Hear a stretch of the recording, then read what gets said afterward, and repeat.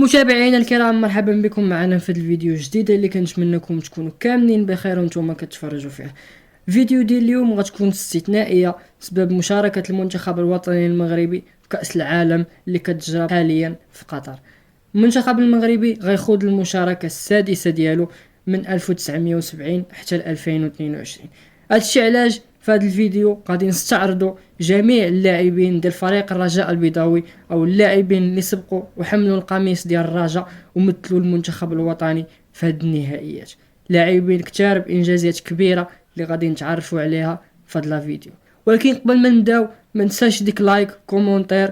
الناس اللي ما ابونينش يتابوناو واكتيفيو الجرس باش يوصلهم لي نوتيفيكاسيون ديال الفيديو. ونبدا. واول محطه غتكون معنا في هذه الرحله ديالنا اليوم غدينا لسنه 1970، بحيث كانت المشاركه الاولى ديال المنتخب الوطني في منافسات كاس العالم كاول منتخب افريقي كيتاهل عن طريق التصفيات. وكان المنتخب المصري اول بلد افريقي لعب في المونديال ديال 1934 بعد ما توجهت ليه بطاقه دعوه من طرف الاتحاد الدولي انذاك. الناخب ديال المنتخب الوطني 1970 وجه الدعوة لثلاثة اللاعبين من فريق الرجاء البيضاوي، اللائحة اللي مشات للمكسيكو، وهما كل من سعيد غاندي وبيتشو وحمان الله يرحمهم. الانجازات ديال اللاعبين ديال فريق الرجاء البيضاوي في هذا المونديال كانت كثيرة، بحيث لعب كل من سعيد غاندي ومحمد حمان اساسيين في جميع المقابلات، وتمكن حمان من تسجيل الهدف الاول ديال المنتخب الوطني في تاريخه في كأس العالم في الماتش كونتر ألمانيا الغربية سنة 1970، واللي افتتح به الحصة التسجيل في الدقيقة 28 من الشوط الأول. وكان المنتخب الوطني خلق المفاجأة كبيرة بالتقدم على المنتخب الألماني اللي كان كيضم نجوم كتيرة مقدمتهم سيب باير وغالد مولر، المنتخب اللي لفسوا ضد كأس العالم 1974. ولكن في الشوط الثاني المنتخب الألماني استطاع بالتجربة ديالو يتغلب على المنتخب الوطني وصلت المقابلة ب2-1، ولكن كان فيها أداء مشرف للمغرب وبقات مقابلة خالدة في الأذهان بسبب الهدف ديال حمان.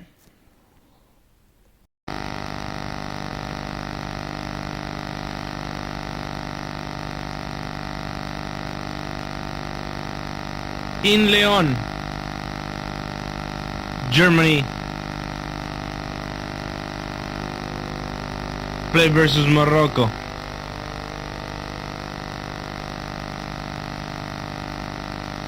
Mohamed Jarir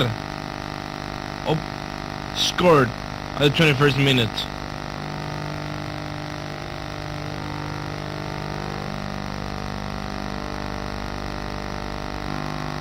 In the second half,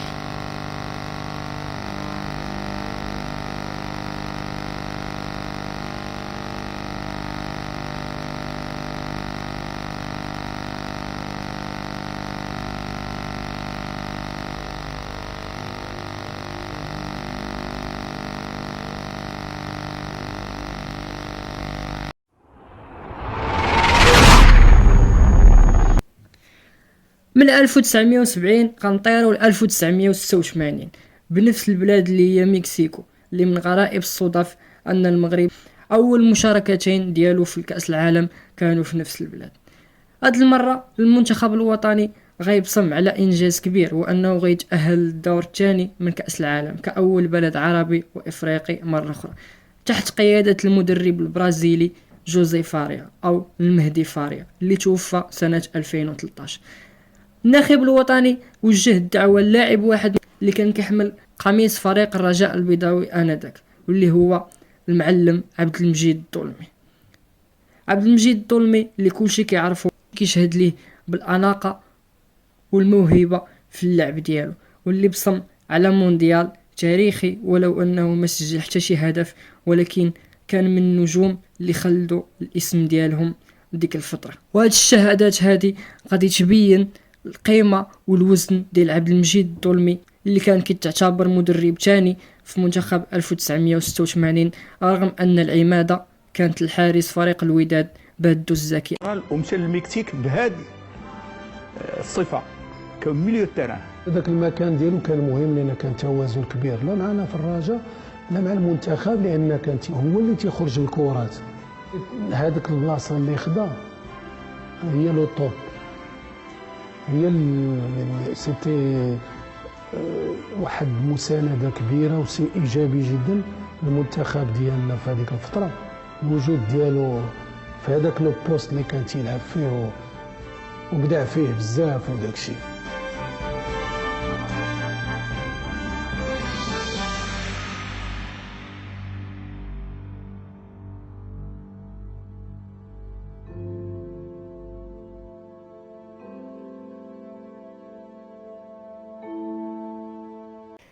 لاعب آخر في ديك اللائحة كان لاعب سابق لفريق الرجاء البيضاوي واحترف في نادي لوزان السويسري اللي هو مصطفى الحداوي، متوسط الميدان الهجومي القوي اللي كلشي كيعرفو واللي تا هو بصم على أداء جيد في المشاركة ديال المنتخب الوطني في 1986.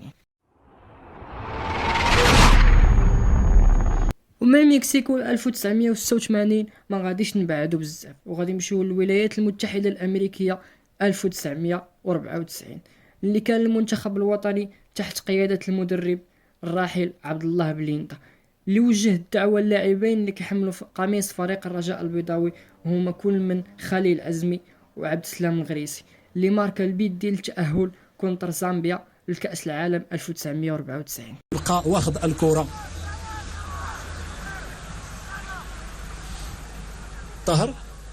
طاهر تميره جميله لعند الحضريوي شنو غادي يعمل؟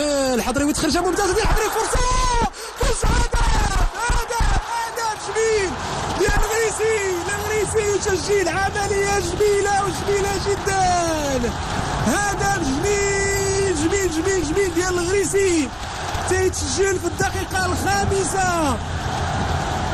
اما خليل عزمي فكان هو الحارس الاساسي ديال المنتخب الوطني في ديك الفتره، ومجددا تستدعى اللاعب مصطفى الحداوي اللي كان كيمارس في الدوري الفرنسي بنادي سانتيتيا واللي هو لاعب سابق لفريق الرجاء البيضاوي كيف ما شفنا في المشاركة ديال 1986.